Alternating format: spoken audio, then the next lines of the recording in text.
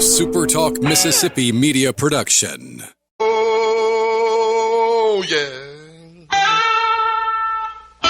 Good morning, Mississippi. Everything gonna be all right this morning. Mornings with Richard Cross. Oh, yeah. Here on SuperTalk Mississippi. Woo!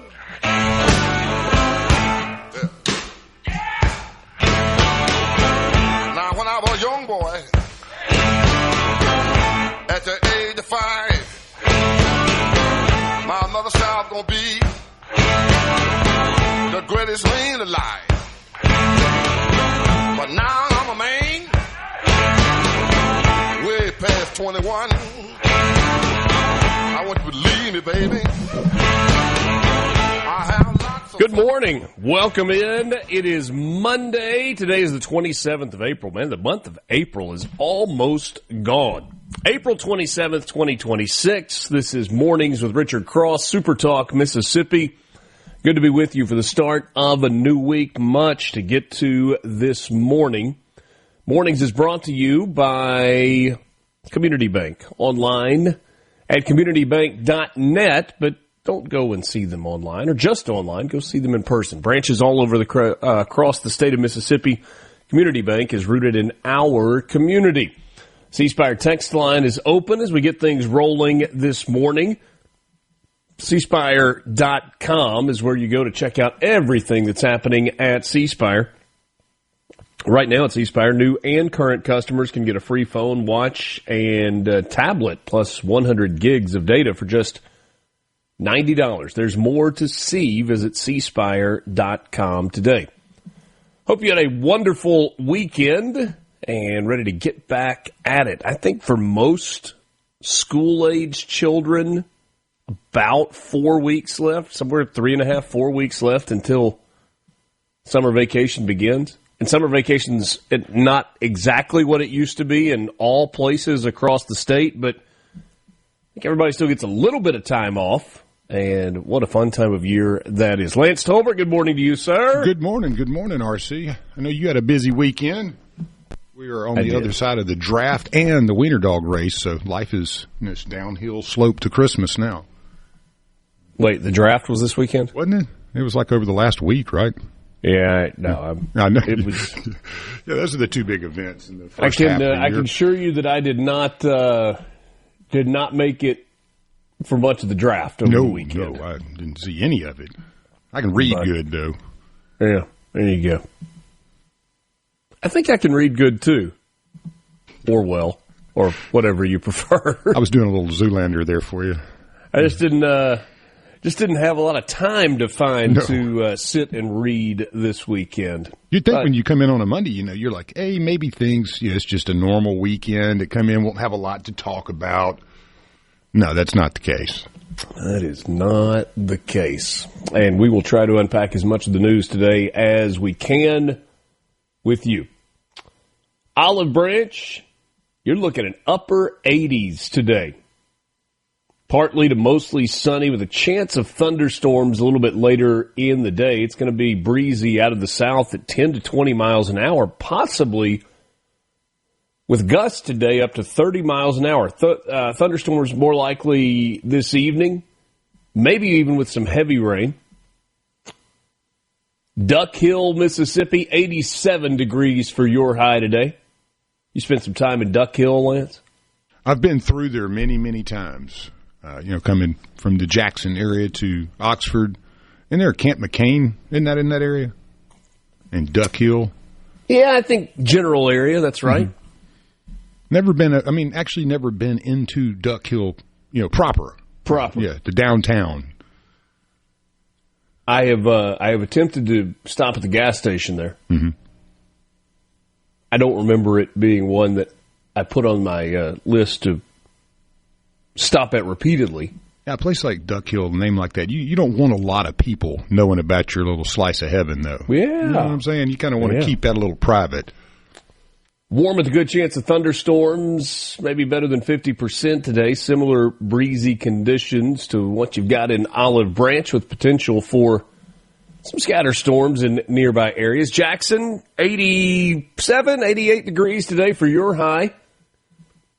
Overnight tonight, you'll be in the upper 60s for the low temperature. Partly cloudy to cloudy with thunderstorms likely, especially this afternoon. Picayune, going to be about 88 today. Warm and humid, chance of thunderstorms, slightly higher rain potential. The closer you get to the coast overnight tonight, lows in the 60s. Don't know that this is the threat of severe weather that we have had a time or two recently, but does look like a pretty good chance for some rain for much of the state of Mississippi.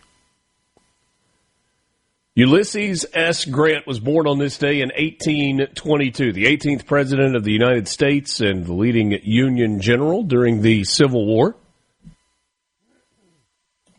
His presidential library housed, or at least the collection housed on the campus of Mississippi State. That's pretty cool. I didn't know that. Yeah. Like they didn't have presidential libraries, I guess, back in 1880s or something? That's right. Okay. I think there are plans/dreams to build a physical Grant Library facility, but that's pretty expensive, and he ain't been around in a while. No, former President Grant can't actually help with the fundraising. He's not helping on the fundraising there. That's right. I don't think the plan is for it to look anything like the Obama Library in Chicago looks. No, let's hope not. No. A monolith. It's like a spaceship just landed. Like, what if there was an eyeball on the side of it? that would be apropos, yeah. Samuel Morse was born on this day in 1791, the inventor who helped develop telegraph and Morse code. Didn't know this about Samuel Morse. Apparently, he was also a talented painter. Amazing painter. I mean, really? Absolutely knockout. Yeah, I mean, that's what he did before he invented the telegraph. He was classically trained in the National Academy of Design in London, painted under some of the greats. I mean, his work, I went and looked, it's amazing. Great realist. Yeah. A history painter, as he's known. But yeah, think of that. I mean, just all of a sudden, let's invent this telegraph thing. Kind of changed the world. Yeah, I would say so. Made America smaller. Yeah. You know the dot style painting that we have. Miss Hamlet. Yeah. Samuel Morse was more of a dot and dash guy. Exactly. Yeah. Had a little dot and dash. The first 0 and the 1 and 0, right? As far as code goes, isn't that it? The dot and the dash, the first code ever written. I guess so. Yeah. Makes sense. Ace Frehley, born in 1951, guitarist and founding member of the rock band Kiss. He's a player, man.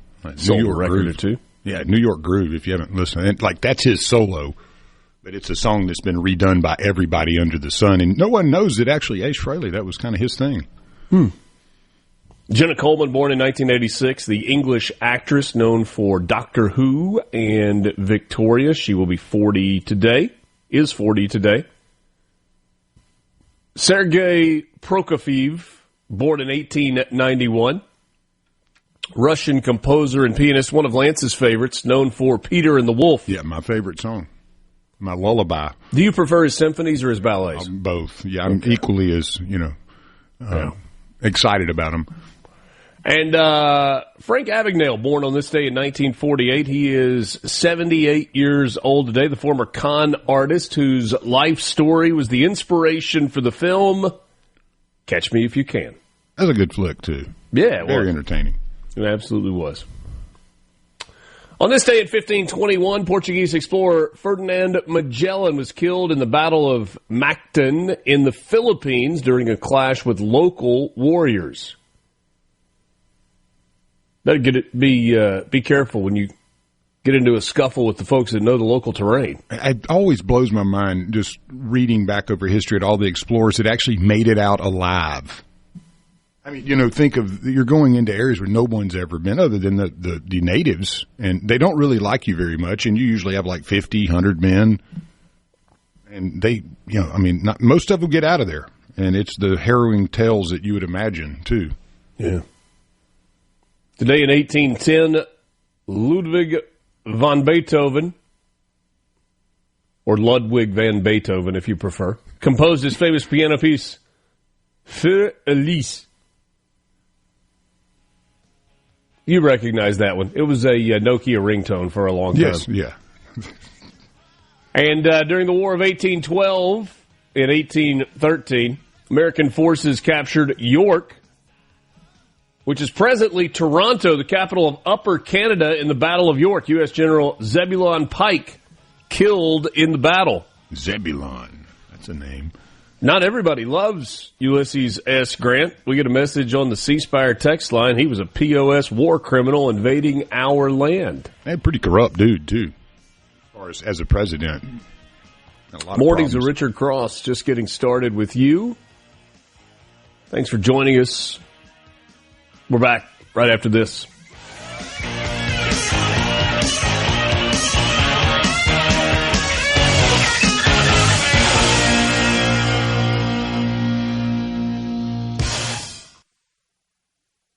Good morning from the To the halls of Washington, D.C. This is Mornings with Richard Cross, your source for hard-hitting political insight and unfiltered truth. Now, here's more on Super Talk, Mississippi.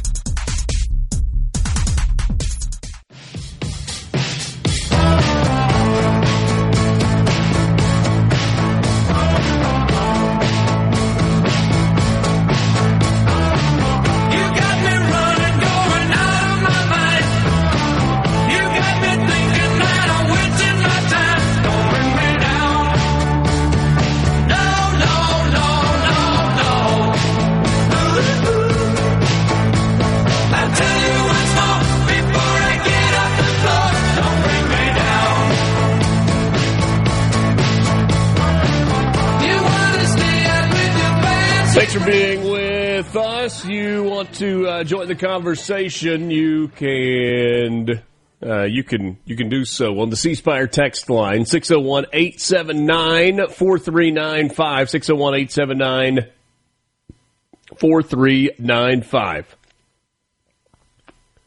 Other things happened on this day in history. We'll give you those, then get to some news headlines. Of course, your morning sports update.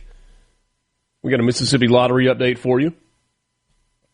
Senator Josh Harkins will join us this morning, as will J.T. Mitchell from the SuperTalk Mississippi news team.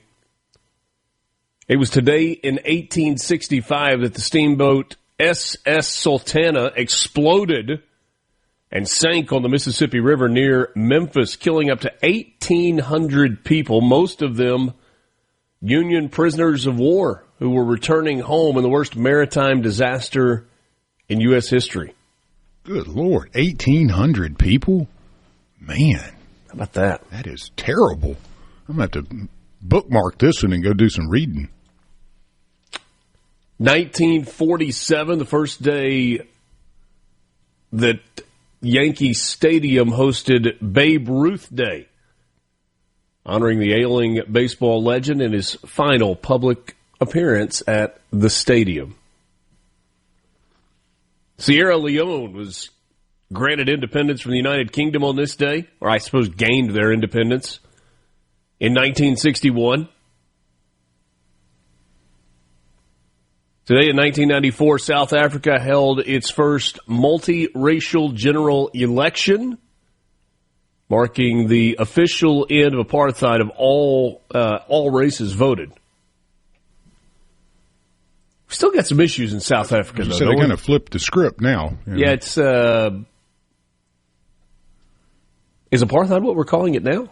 I guess. Or is it like reverse genocide or something? I don't know the proper term from when you flip the script, though. From apartheid to we're going to do it to you now. Yeah. Revenge, maybe? I don't know. I don't know what you call it. 2005, the Airbus A380, the world's largest commercial passenger jet, that double-decker jet, made its maiden flight from Toulouse, France. And then finally, 2011, 15 years ago today, was the deadliest day of the 2011 super outbreak. Over 200 tornadoes struck the southeastern United States, hitting Alabama, Mississippi, Tennessee, killing more than 300 people. I remember that one, too. It was rough. I lived up in North Mississippi then, and that's the one that blew through and just, especially the northern half of Mississippi and Alabama, just raking through there. Terrible destruction. When was the one that actually hit Tuscaloosa? Do you remember? Was that in that? I think it was today. I thought it was that. It was the April 27th. Mm-hmm. Yeah. That wasn't the Smith County. That wasn't the same day, was it? It wasn't the same day, but that was the Smith County deal was before that. Same part of the outbreak? Yeah, I think it was in that train of tornadoes in that outbreak.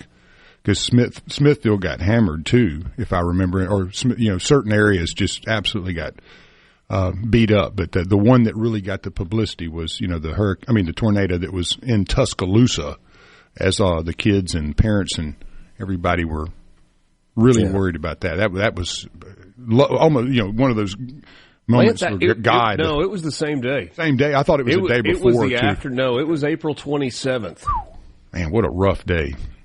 An EF5 tornado, known commonly as the Smithville tornado, devastated the town of Smithville. Catastrophic damage, 23 fatalities. It was part of that 2011 super outbreak. Just awful. Absolutely awful. Let's get to our news headlines this morning. This was Friday afternoon, Friday evening. There was a lot going on. It was the beginning of double-decker, and baseball had been postponed in Oxford. It was just kind of decompressing a little bit after the week, and so, the governor has made an announcement. Late Friday afternoon announcement, Republican Governor Tate Reeves said lawmakers will head back to Jackson for a special session to redraw the state's current Supreme Court electoral map,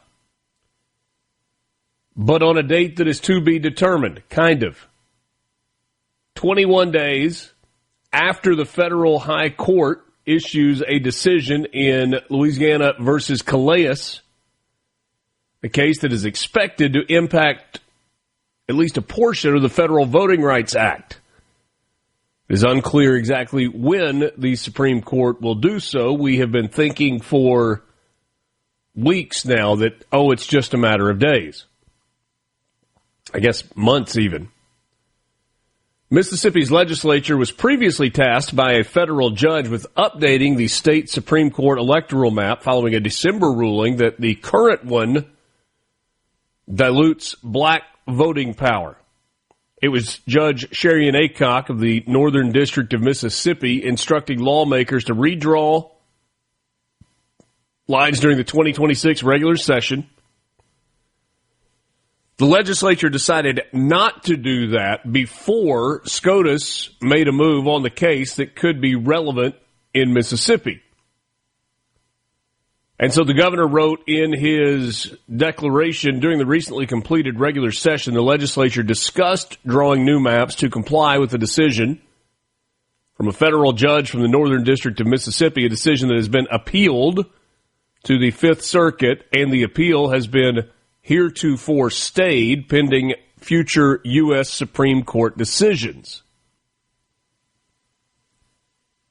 Anytime you can get heretofore in a sentence, you should. Yeah, I was about to. Great use of that word. I wish I had applause lined up for that one. Supreme Court currently mulling the case centered around a challenge to Louisiana's congressional map. In 2022, the Louisiana legislature created a congressional map that only included one majority black district out of 6, despite African Americans accounting for roughly 33% of the state's population. The map was almost instantly taken to court by groups arguing that it violated the Voting Act's right of 1965. Federal appeals court later sided with the plaintiffs, and Louisiana lawmakers were tasked with going back to the drawing board. In 2024, though, the legislature enacted a new congressional map that included 2 majority black districts. That was again challenged, with opponents saying creating a second majority black district was the result of unconstitutional racial gerrymandering. SCOTUS has heard arguments in the Calais case, with the court's next opinion day scheduled for April 29th, so that is day after tomorrow. We do not yet know if an opinion will be rendered on that day. C-Spire text line, do they get extra money to come back in session? They get a per diem to come back in session so that their travel expenses and meals are covered. I understand that sometimes people get up in arms, well, why didn't they do the work when they were there? Why are we paying it? This is a good call by the governor. Mississippi's Constitution not only suggests, but gives the power to and lays out the authority to the legislature to get the first crack at drawing any new maps, any redistricting. The process is such that it usually means the legislature draws the lines. Whoever feels slighted challenges the drawing of the lines in court. The court either says, no, this is okay, and those lines from the legislature go into effect, or the court says, nah, this isn't right, you need to work on it, so they redraw them. They get sued again, or the court says, no, that's not good enough. Then you put together an independent board or a board of people come together that says, hey, this is the criteria, draw them this way. If the court still doesn't like them, it will be the court that ultimately draws the lines that have to be adopted. This is extremely relevant in Mississippi because not only is the state been told it has to redraw Supreme Court lines, had to do that with state legislative districts not too long ago. We're going to talk more about this when we get into the 7 o'clock and the 8 o'clock hours this morning. Got some more news headlines. We've got sports update for you as well. Mornings with Richard Cross, SuperTalk, Mississippi. Thanks for joining us. We're back right after this.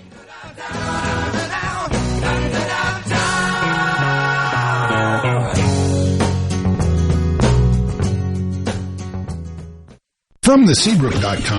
From the heart of Mississippi to the halls of Washington, D.C., this is Mornings with Richard Cross, your source for hard-hitting political insight and unfiltered truth. Now, here's more on SuperTalk, Mississippi.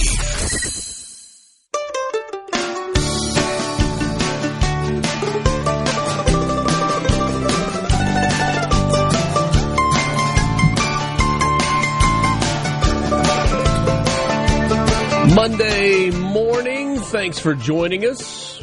Hope your Monday gets the new week off to a good start. Alongside Lance Tolbert, I'm Richard Cross. C-Spire text line is open. The show presented by Community Bank.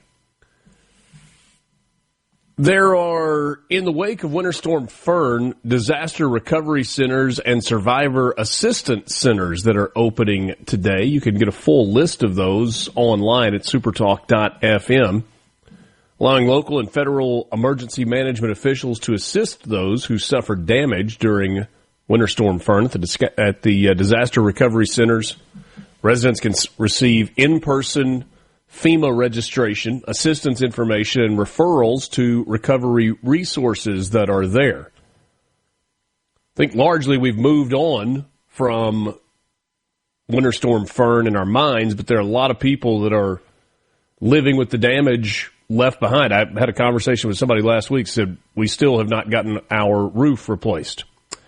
Disaster survivor assistance sites are expected to operate for about a week at each of the locations where they are opening. Disaster recovery centers will remain open for an extended period depending on foot traffic. Winter Storm Fern impacted over half of Mississippi, destroying trees and power lines, leaving roughly 180,000 customers without power at its peak and killing 29 people. As of late February, more than 12,000 insurance claims have been filed, totaling over $107 million in damages. That's according to the Department of Insurance. Again, you can find location information online at supertalk.fm. We talking with Houston McDavid, our coworker and engineer extraordinaire. He was in Oxford on Friday for the Sports Talk Mississippi remote that was at Visit Oxford. And it was the first time that he had been in Oxford since the storm, and he was like, I was amazed. He's like, I had seen all the pictures, and it's really pretty incredible. Spring has been the great healer, at least in terms of what it looks like, in addition to the fact that those debris removal crews have been working nonstop for 2.5 months now. And it's just the example from where I live. You still see remnants, though, piles of debris that are waiting to be removed as well. 6 current or former Mississippi law enforcement officers have pleaded guilty to date, and another has been found not guilty in the alleged drug trafficking bribery scheme that ensnared 20 people, including 2 sheriffs in Mississippi. We talked a little bit about this on Friday. Federal indictments filed in October allege 14 current or former Mississippi law enforcement officers took bribes from an FBI agent who was posing as a member of a Mexican drug cartel in exchange for helping to transport 25 kilos or 55 pounds of cocaine through the Delta and into Memphis. 6 other people, 3 in Mississippi, 3 in Tennessee, were also charged. The indictments included officers from multiple law enforcement agencies in the Delta. Chaka Gaines, who was a police officer at the Greenville Police Department, was found not guilty by a jury last Wednesday. He had been charged with aiding and abetting the possession, transportation, and distribution of illegal narcotics and using a firearm in relation to a drug trafficking crime. During his trial, a judge dismissed the gun charge for insufficient evidence, and ultimately he was cleared by a jury. Martavis Moore, Jamario Sanford, Marvin Flowers, DeQuarian Smith, Brandon Addison, and Javery Howard, who were employed as law enforcement officers at the time of the alleged crimes, have since accepted plea deals.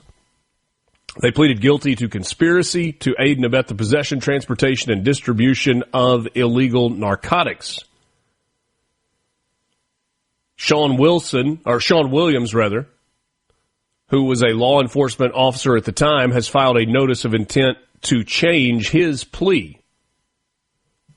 Perhaps that is after seeing the results for Gaines' trial. The remaining law enforcement officers, including Washington County Sheriff Milton Gaston and Humphreys County Sheriff Bruce Williams, and 6 others indicted alongside them, are scheduled to face trial this summer.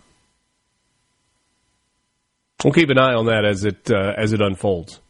I had some thoughts on that on Friday. If you missed it, you could certainly go back and listen if you would like. But the court ruling doesn't necessarily mean it didn't happen. It just means that the evidence or the process may not have been exactly the way it was supposed to go. And we had some people in law enforcement that reached out and said, you're onto something there. Or you are exactly right with that. All right, what a weekend of baseball we had across the Magnolia State in Starkville for Super Bulldog Weekend. Mississippi State pulled off something that it has not done since 1985. They swept LSU. That really is a remarkable statistic. 1985, we're in 2026.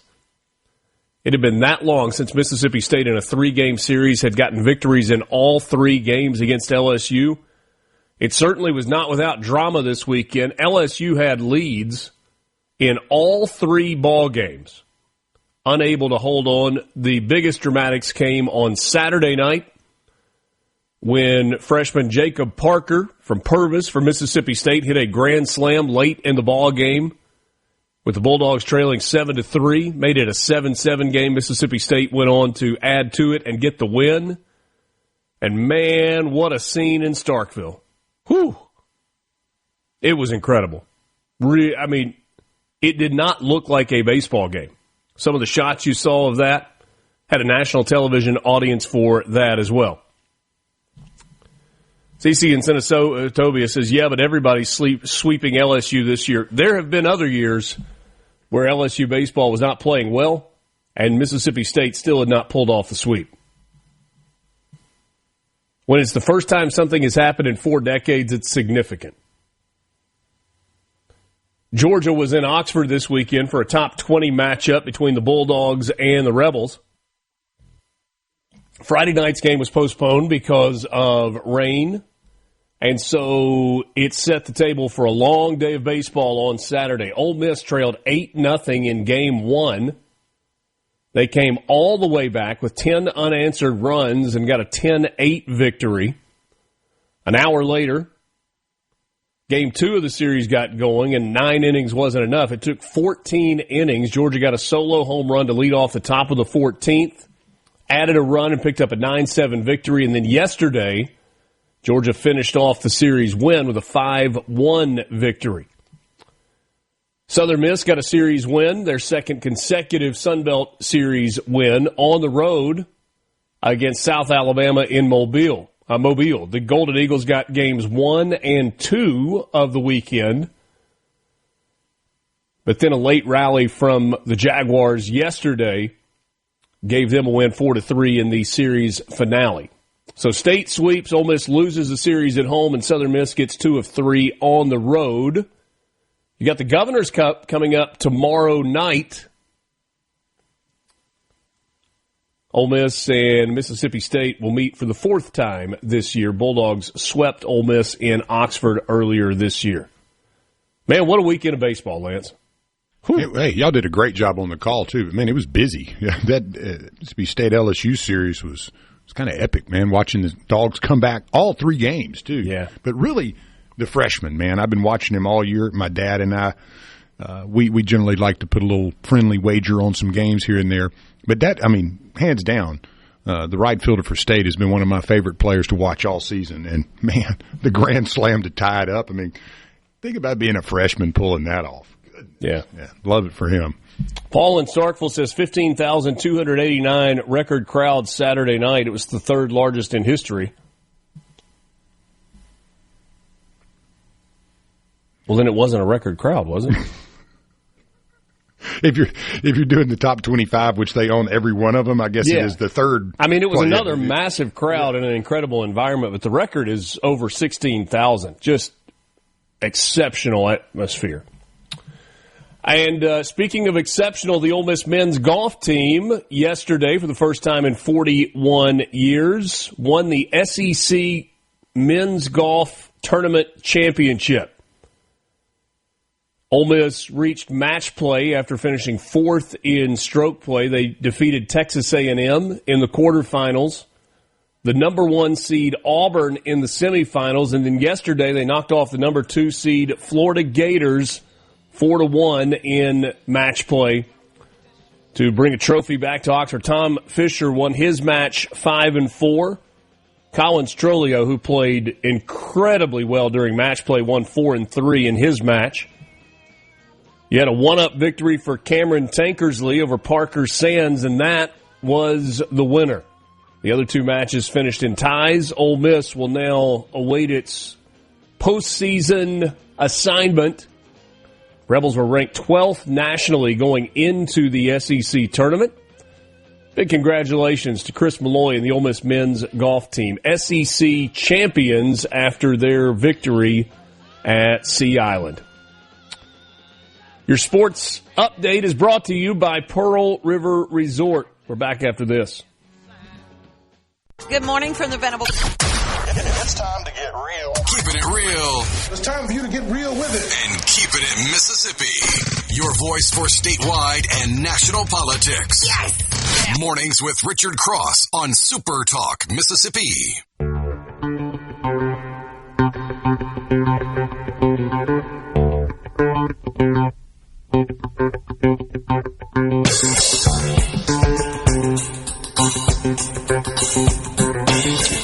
Your sports update was brought to you by Pearl River Resort. Online at pearlriverresort.com. Pearl River Resort is the home of the Dancing Rabbit Golf Club 218-hole championship courses, the Oaks and the Azaleas.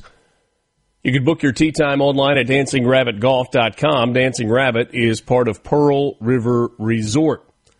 Now we got a Mississippi Lottery update for you, brought to you by the Mississippi Lottery online at mslottery.com. There was no jackpot winner on Saturday night with the most recent Powerball drawing, but a ticket purchased at Midway Food Mart in Moss Point won $50,000 after matching 4 out of the 5 white balls plus the Powerball. In the double play drawing on Saturday night, this player purchased the $1 double play add-on to give their Powerball numbers a second chance to win $50,000. So congratulations there. The estimated jackpot for tonight's drawing is $130 million. The estimated cash value of $59.1 million. We've got the next, let's see here, next Mega Millions drawing is coming your way Tuesday night. $163 million is the jackpot for that one with a cash value of $72.9 million. Tonight's Lotto America jackpot is the third largest in the game's history at an estimated $23.3 million, nearly $11 million in the cash value portion of that. Lotto America tickets are only $1 with the option to add the $1 All-Star bonus to multiply your non-jackpot winning prize, or Easy Match for another $1 for a chance to win instantly. Get your tickets at your nearest retailer for tonight's drawing. It's kind of a light week at the lottery claims office, just $355,000 paid out in winnings last week, while retailers paid out $4.8 million. That is your update from the Mississippi Lottery, online at mslottery.com, mslottery.com. Talked about Mississippi State's baseball weekend and mentioned the fact that you've got the Governor's Cup coming up on Tuesday night. That is in Pearl. I think tickets are still available for that. Final 3 weekends of the regular season for Mississippi State after their home sweep of LSU. Bulldogs will go on the road to Texas this weekend. They will face the Longhorns Friday, Saturday, and Sunday. Then back home to host Auburn, and the Bulldogs finish things out on the road against Texas A&M. Just 3 weekends remaining, then the SEC tournament and postseason play. That sweep this weekend for Mississippi State certainly helping their opportunity to be a host and playing postseason baseball in Starkville. For Ole Miss, the Rebels will hit the road this weekend, taking on Arkansas in Fayetteville. Well, that is a series that has been highly competitive between the Rebels and the Razorbacks over the course of the last quarter century, with Dave Van Horn at Arkansas and Mike Bianco at Ole Miss. And then the Rebels are back home for Texas A&M, and they finish out the regular season on the road against Alabama. Lance, it's all there in front of both Mississippi State and Ole Miss. Difficult schedules to finish out the regular season, but the opportunity to play baseball in the state of Mississippi in the month of June is there for the taking. No, yeah, you got Southern Miss, Ole Miss State, all with opportunities to host. Got to finish strong, man. You know, every game in the SEC you win is such a blessing. You know, so the 3-0 sweep, huge. Ole Miss had opportunities, didn't take care of business. Too many runners left on base. Southern Miss getting a 2 out of 3 there. You know, I mean, you just got to keep logging the W's, and the chips will fall where they should usually when you're one of those 3. You got the attendance, you got the history, you got talent, you got great coaching. So, yeah, you know, the checks all the boxes. Yeah, the committees are looking for you just to keep winning. You know, they don't want to leave you out of hosting. So Southern Miss will have ULM in Hattiesburg this weekend. That's Louisiana Monroe. Then a road trip to James Madison. And then the final weekend of the regular season, Thursday, Friday, Saturday, it's Georgia Southern in Hattiesburg at Pete Taylor Park for the final 3 weekends of non-conference play. Midweek action, Southern Miss got to go to Tulane on Tuesday night, tomorrow night. That's after beating Tulane at their place 5-4 last week. That was a walk-off victory on Tuesday night for the Golden Eagles. So that's what the final 3 weeks of the regular season looks like here in the state of Mississippi for three teams that have ambitions that are significantly higher than just getting through the end of the regular season. Glad to have you along this morning. Senator Josh Harkins will join us about half an hour from right now. JT Mitchell in the 8 o'clock hour this morning as well. When we come back, let's talk about what happened in Washington, D.C. over the weekend. The White House Correspondents' Dinner. Highly anticipated. Donald Trump attending for the very first time, but a night that went sideways quickly and has left lots of questions in its wake. That's coming up next. Mornings with Richard Cross, SuperTalk, Mississippi. Thanks for joining us. You can jump into the conversation on the C Spire text line at 601-879-4395.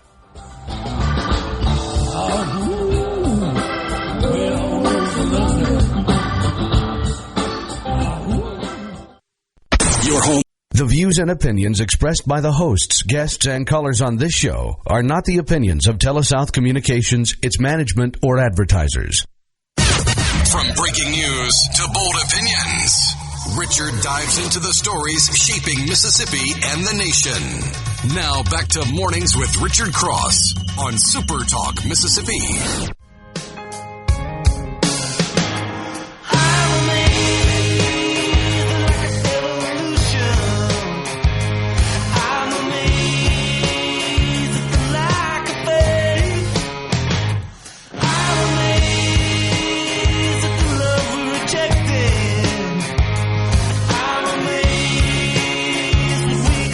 Monday morning, thank you for being with us. You can join the conversation on the C Spire text line at 601-879-4395. 601-879-4395. With C Spire, it's easier than ever to get all the devices you want in one move with the Ultimate Connect bundle. Right now, new and current customers can get a free phone, watch, and tablet, plus 100 gigs of data for just $90. That includes the new iPhone 17 and Samsung Galaxy S26 for free, and a smartwatch and tablet to go with it. So don't wait. There's more to see. Visit cspire.com or stop by your local C Spire store today. C Spire, customer inspired. Mornings with Richard Cross is presented by Community Bank. Online at communitybank.net, rooted in our community. At Community Bank, we're more than just a place to manage your money. We're your neighbors, your partners, and your trusted financial advisors. For decades, we've been rooted in our community, helping families, small businesses, and individuals achieve their dreams, whether it's opening your first savings account, planning for a brighter future, or growing your business. We're here every step of the way. We're dedicated to our customers, committed to your success, and always here when you need us. Community Bank, rooted in our community, member FDIC. Alongside Lance Tolbert, I'm Richard Cross. Thanks for joining us on Mornings with Richard Cross. How did you get the news on Saturday night?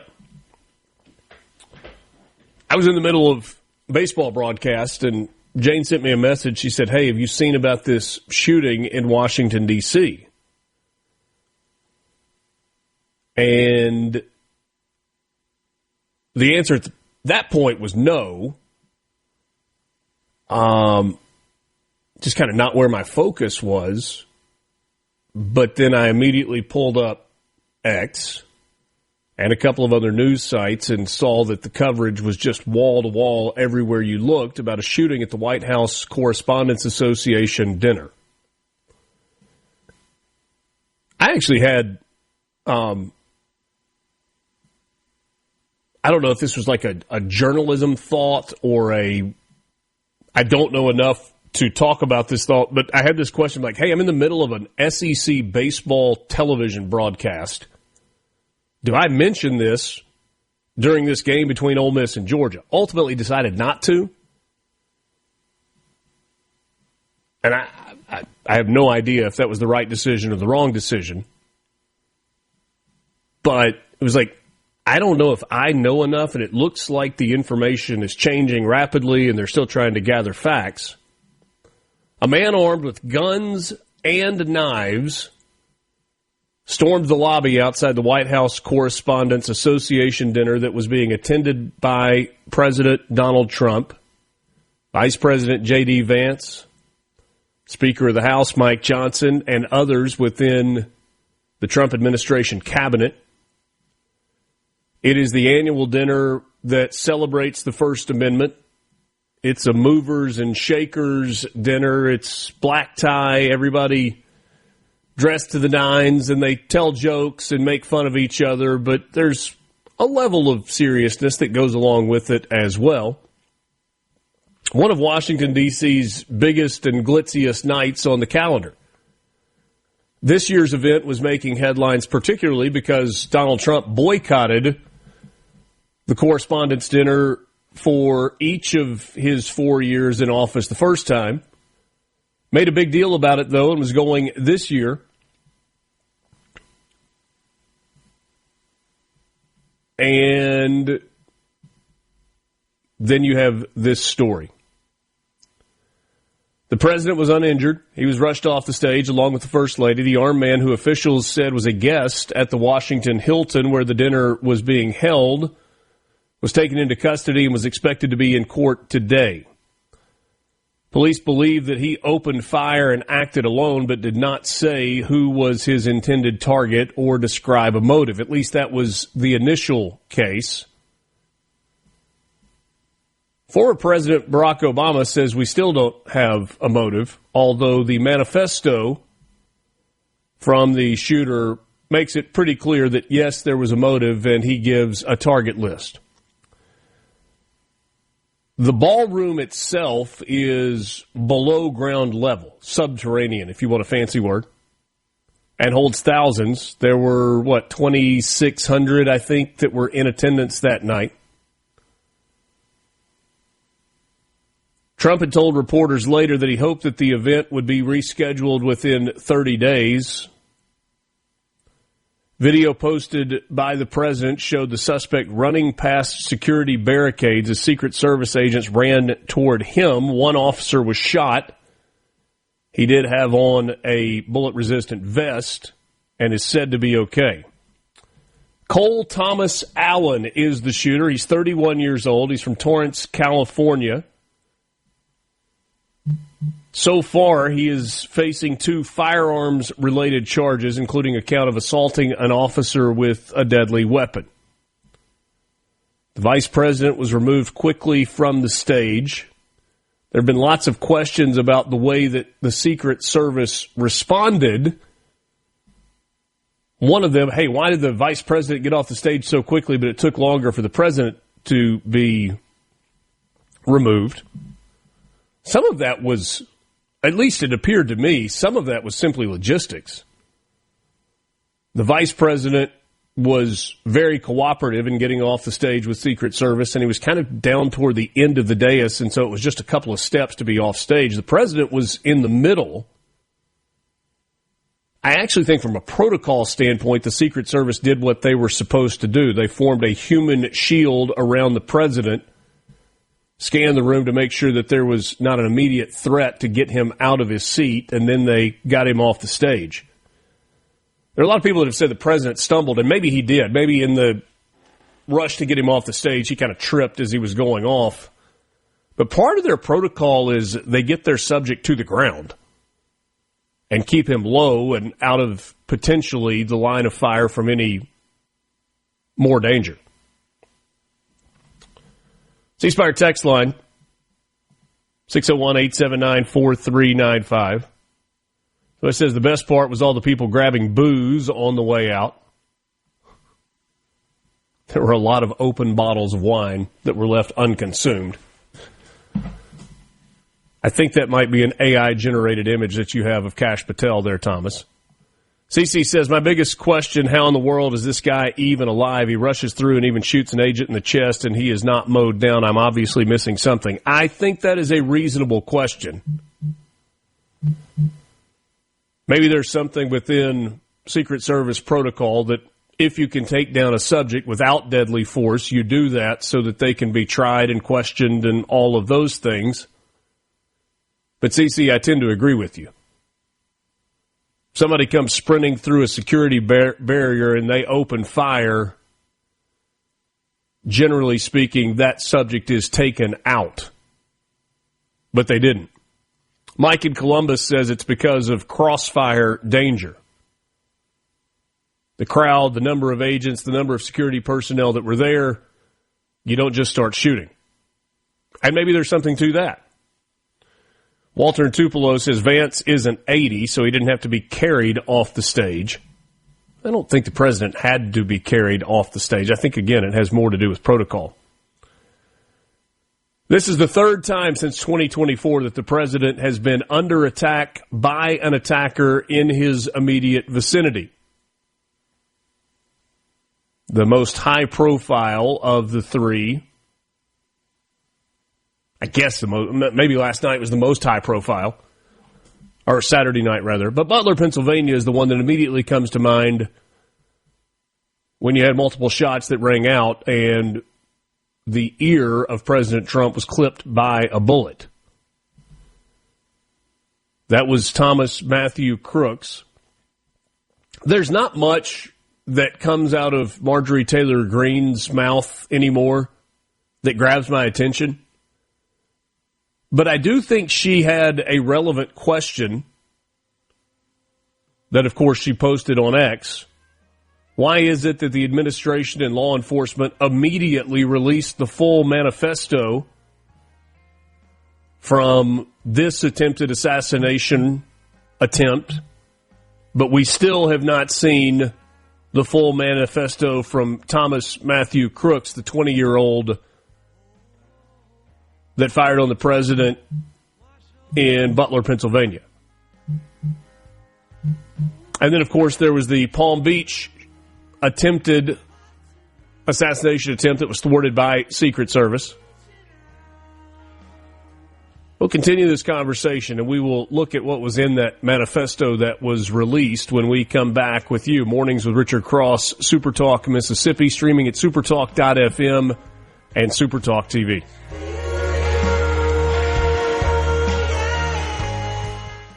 From the Venable Glass Trap. Mornings with Richard Cross. On with the show. Is back. Holy smokes. On SuperTalk Mississippi.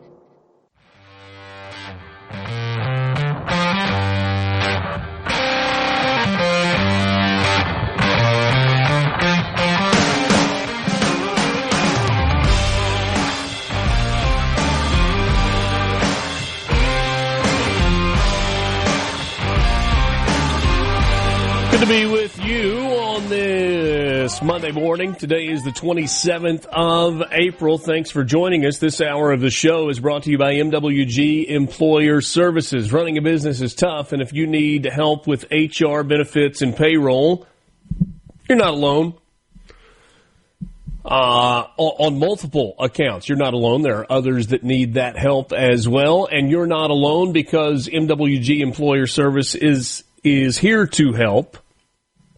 They can provide a full range of employer services plus a custom plan that fits you. Give them a call today to learn more about how they might help you and your business. 601-206-7966 or MWGEmployerServices.com. We're talking about the assassination attempt at the White House Correspondents Association dinner on Saturday night in Washington, D.C. So you had Butler, Pennsylvania.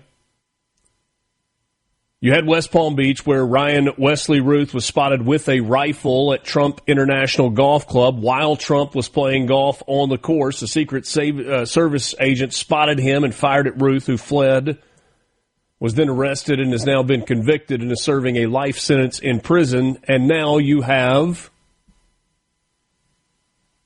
the White House Correspondents' Dinner.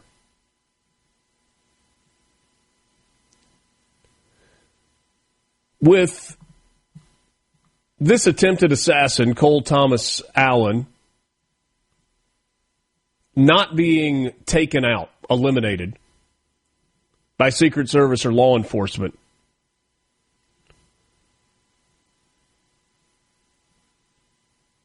You now have somebody that will stand trial. And so we are going with the alleged assassin. I mean, he did it. Guess you still have to go through the legal process there. But we've seen a lot of people on the left in real time and certainly in the months following. It's been over a year now since Luigi Mangione took out the high-ranking executive with United Healthcare.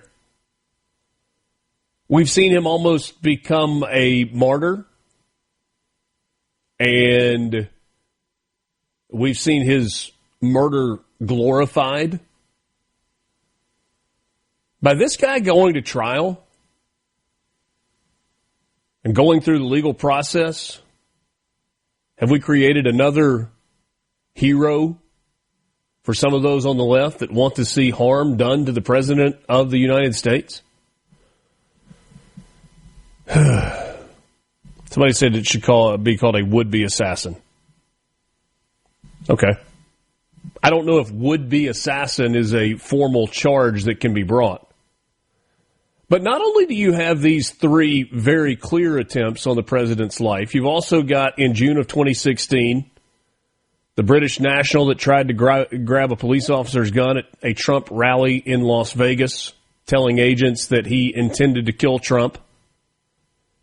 You have the 2017 September incident where a man stole a forklift in North Dakota and aimed it at the presidential motorcade with plans to try to flip the limousine. You have the 2020 case of a dual French-Canadian citizen that mailed Trump a letter that contained ricin. You have the incident from the summer of 2024 when a Pakistani national was arrested and convicted of running a murder-for-hire plot on behalf of the IRGC to kill Trump, and an Iranian charged with attempting to kill another U.S. citizen who said he'd been directed to kill Trump. And then in February of this year, you have the Secret Service killing a 21-year-old who brought a shotgun and a gas can to Mar-a-Lago while Trump was in Washington.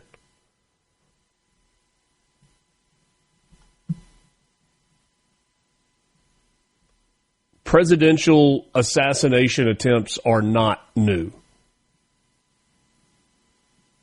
And at times they have been successful. But we've never seen anything like this.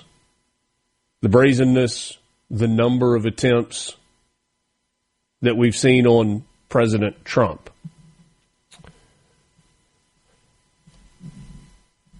Is the security where it needs to be?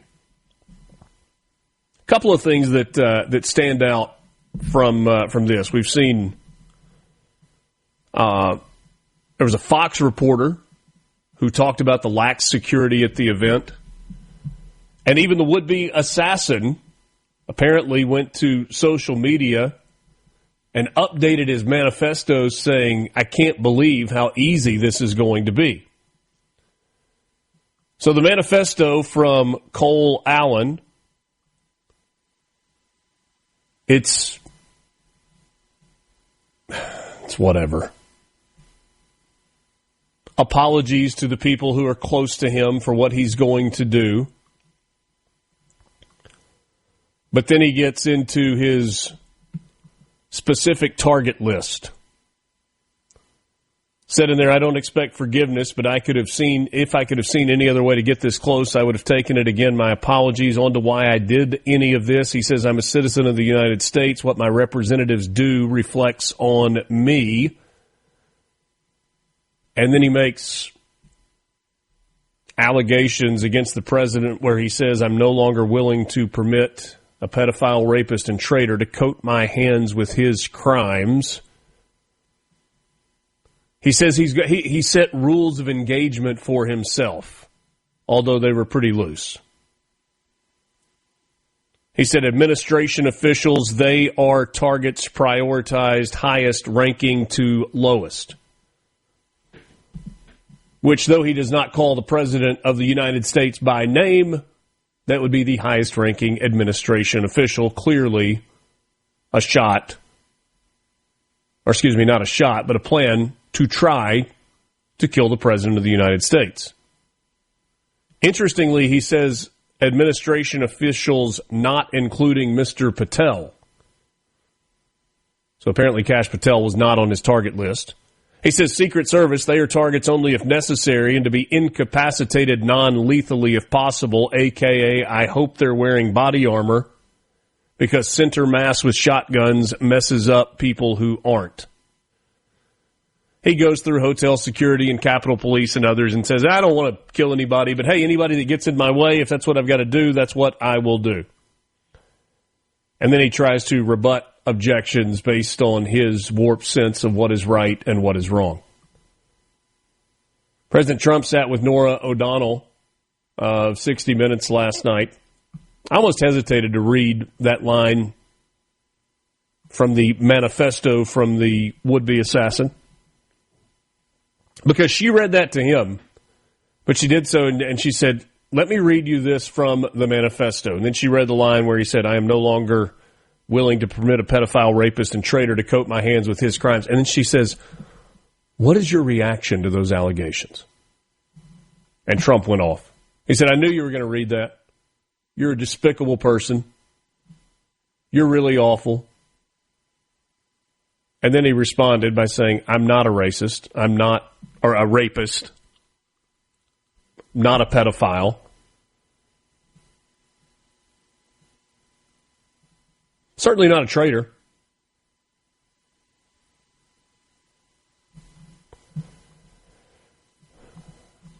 Trump was reflective but resolved in his press conference immediately afterward. It was interesting to me that he immediately wanted the event to continue, but security concerns did not allow that to happen, and then said, hey, we're going to reschedule this thing within 30 days. The point being, and I think it goes to the defiance you saw from him in the aftermath of the Butler assassination attempt. He talked about the fact that he's got the most dangerous job in the world, and is probably right.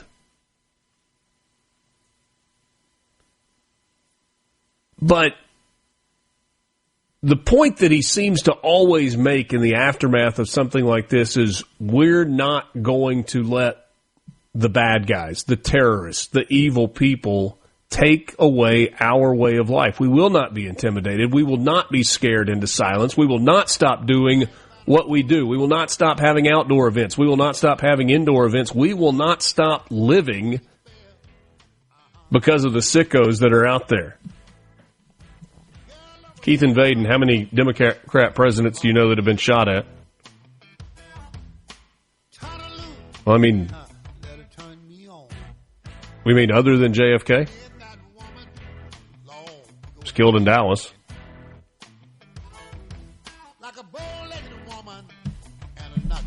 I mean, that's obviously the highest profile. But yes, to your point, it seems to be the left repeatedly targeting this Republican president that they hate. It's not just that they hate, it's they believe so much of the lie that is out there about the president.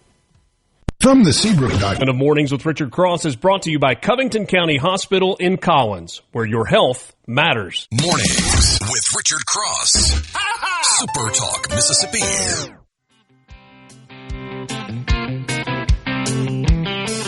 I'm a hard-working man. I wear a steel hard hat.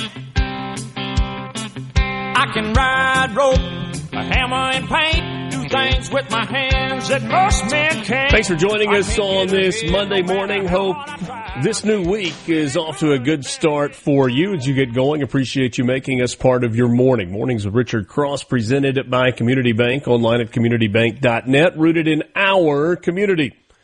We are happy to welcome in our first guest of the new week. He is Senator Josh Harkins, represents District 20, chairman of the Senate Finance Committee. Mr. Chairman, good morning. Good morning, Richard. I'm glad to see you here today after your weekend. You put in a full week's work this Saturday. It was a 23 innings of baseball on Saturday. That was a long day. Long day. A doubleheader, 2 9-inning games is a full day, and you had a little extra on top of it. A little extra, and I think the saving grace in all of it was really good baseball. Oh yeah, there was a lot of good baseball this weekend. Yeah, huge weekend in Starkville with Mississippi State getting that sweep against LSU. Southern Miss winning a series as well, but. I don't know if there's anything better than this time of year with all 3 schools playing good baseball and all 3 teams are kind of winding down the season, looking forward to the tournament and hosting, and it makes for a fun summer when all 3 schools are in postseason baseball. I don't know if the legislative session feels like the baseball season. With college baseball, I've said this a lot. It feels like it takes forever for the start to get here. And then you get to Valentine's Day, and that's usually when opening weekend is, and then you blink. And you're into the postseason and the season is over. Does it feel like that, where it takes a while to finally get to opening day in a new session, and then before you know it, it's done? It feels like you got to take a lot of ground balls, and then all of a sudden it's a triple header. It takes forever in my mind. It especially the last 2 to 3 weeks when everything kind of gels together. It's the last 10, 14 days is kind of a really a roller coaster of just constant meetings and going from one meeting to another and trying to put things to rest. And there's a lot of moving parts. And with conference, you may have 150 bills in conference, and all of them are being kind of worked on right there at the last week. And you have a lot of appropriations and finance issues that are also being kind of resolved in the last 2 weeks of the session. So it's a lot of late nights consistently in a row at the Capitol, and it seems to never end. I'm curious your perspective on this. Something that we talked about in real time during the session is it felt like, right out of the gate, there was so much conversation about school choice and where that was going to go. And when that issue kind of petered out a little bit, it felt like there was a lull. And there were a lot of people. We even got a message this morning that said it doesn't feel like the legislature got anything done this year. My guess is that you might push back on that a little bit, but in terms of when there's one big issue that takes so much oxygen and then that issue goes away, whether, good, bad, or otherwise, and then you kind of get to the business of the session where you have a lot of meetings and a lot of stuff going on, does that perception that there's nothing happening concern you at all?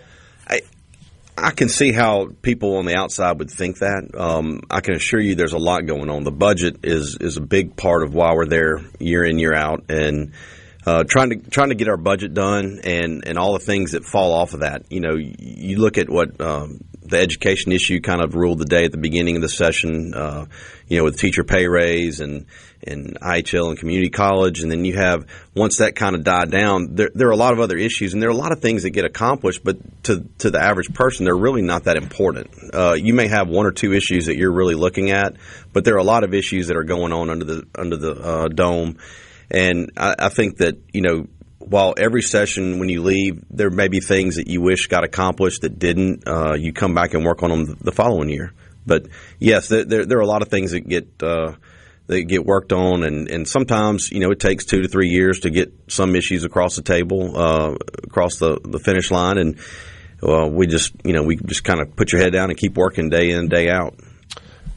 I wonder what the future of the universal school choice conversation looks like. Obviously, the governor and the House, the Speaker, have been adamant that is what they want. The Senate's also been pretty adamant in its position that, no, they're not on board with universal school choice. So in terms of this conversation advancing in years to come, there were things that were in the House's bill that the Senate largely agreed on, and some of those things were passed in terms of the pay raise and the ability for retirees to go back to work. So some of that got done and were positive things out of this session. But in terms of the choice piece of it, what does that look like going forward? Well, I think that's, it's relative to where you live and where you represent. I think, different parts of the state have different opinions on school choice. And I think that's what's going to ultimately rule the day is that, you go back and listen to your district and listen to the people you represent and try to formulate, what's in the best interest of your district. Those are the people that are going to vote for you, send you back. So I think it's important you listen to them and also take into consideration what sometimes some issues are put out there that, get legs and sometimes, people make accusations about what a bill does or doesn't do. And I think a lot of it is educating people on what the issue at hand is really going to do. And I think one of the things that with school choice, I had a lot of questions about, funding. How does it work when people come into your school district? If you're a growing district, we only had about 6 or 7 parts of the state that were actually growing during the census, and some places are losing population. How does that look like? Because when people move into my district, they're not moving in with newborns. They're moving in with 3rd graders, 8th graders, 10th graders, 11th graders. And what kind of strain does that put on a school system if you have people moving into your area and you also take people from outside the area? What does that look like? I don't know that answer. And so there are some legitimate questions I think people have on school choice, that the mechanics of it, how does it work? There may be, answers to it, but I think, the more we talk about it, the more we flesh out and see also some of these other states that have passed it. I'm sure every state has a different kind of, position on how it's actually turned out in their state. I've heard a mixed bag on, it's caused a few problems that we didn't really foresee, or, it's working great. So I think we can also learn from lessons from other folks that have actually passed it, and how is it working out? What does it look like? I think we had read a report where in Arkansas, when they did their second phase, that 83% of the people that got the funding were already in private school. So who is it intending to help? How is it implemented? What is the impact on the school districts? Who's going to be expected to handle, some of the, if part of the funding comes from the state, who's making up the other part of the funding? How is that going to be handled at the local district level? And I think those are legitimate questions that people have concerns about. You said something early in that answer where you said, we've got to go back to the people who elect us, because different parts of the state may believe this differently. DeSoto County school, obviously strong school districts. Oxford, Lafayette, in north central Mississippi. Lee County with the Tupelo public schools. The Pine Belt, the coast schools, and some other pockets of where you are in Rankin County, obviously, with just tremendous public schools. What I didn't understand was the disconnect between you saying, I've got to go back to the people who elected me. So do your colleagues in the House, though, and it seemed like maybe there was a different way, in some cases, that they were looking at that than perhaps you were on the Senate side. Yeah, you're correct. I didn't understand that. Yeah. I think that's for every person to have to handle and deal with and talk to the folks back home. Not only do I talk to my local folks that are in the school system, but I also talk to my constituents. And, I had made somebody had asked me the other day, how many people are really, in your district are for this? And I said, well, I don't have a lot of people contacting me about school choice, begging me for school choice. And I've heard other legislators say the same thing. So I think it may be more of an area issue that where you represent in your school system. I think you have a difference of opinion on school choice, and maybe not so quick to jump into it, but to really flesh out some of the issues and funding requirements and how things are going to. What are the actual schematics of how this works when implemented? A year ago at this time, we were kind of counting down to the start of a special session because you guys and gals had to come back and work a budget deal out. And it was kind of a skeleton budget that ultimately was put in place. That didn't happen this year. It seemed like there was a commitment on both sides to get this done in a more orderly fashion, to get it done during regulation instead of overtime, if you will. Why did it work better this year in terms of the budget? I think both sides started earlier. Okay. Plain and simple. I think there was it's one thing to say, hey, we're not going to come up here conference weekend and do this like we've done and there's a reason behind why you would do it on conference weekend is to give yourself as much time possible to pick a revenue number at the end of the session when you've had 3 months to really look and see how revenues are going, because you still have 2 or 3 months after we get out that you're having to weigh your revenues. And so I think the fact that we started early is what helped to get this resolved. We are going to ask Mr. Chairman to pull out his crystal ball on the other side of this break, and we will look ahead. Yeah, you got it ready to go. Got to go. What are the things that we are going to be talking about in October, November, and December leading into the 2027 session that are big issues? And what about financial health moving forward? Going to be a lot of expenses. Spent a lot of money. What is that going to look like going forward? Mornings with Richard Cross. Senator Josh Harkins is my guest. We're back with you right after this. From the Venable Glass Traffic Center. Mississippi. Richard Cross, SuperTalk, Mississippi.